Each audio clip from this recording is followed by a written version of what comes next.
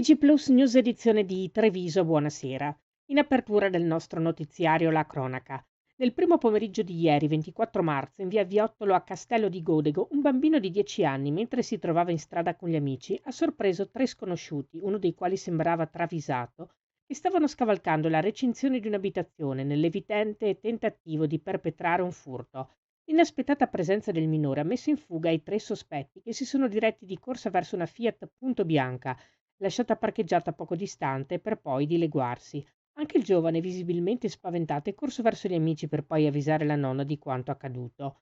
L'immediato intervento dei carabinieri della locale stazione del nord della compagnia di Castelfranco Veneto non ha consentito di rintracciare l'auto e i suoi occupanti. Questi tuttavia non hanno avuto alcun contatto con il minore e si sono semplicemente dati alla fuga una volta scoperti.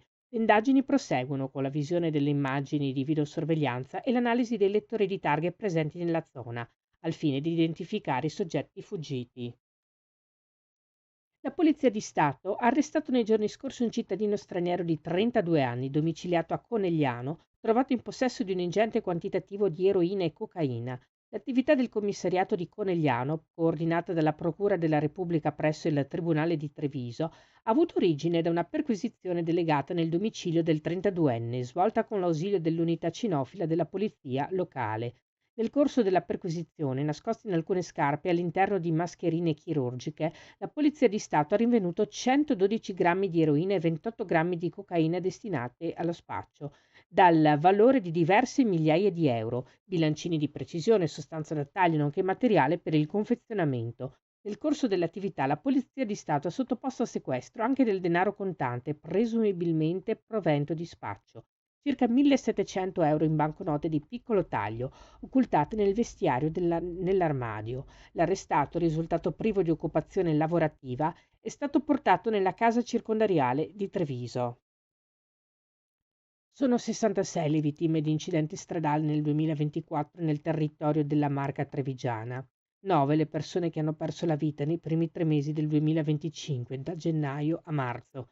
Questi sono i dati provvisori rilevati dal Centro di Monitoraggio Incidenti della provincia di Treviso che, come ogni anno, stila un report per analizzare l'andamento dei sinistri mortali, le principali dinamiche di incidente e le fasce d'età che purtroppo restano maggiormente coinvolte.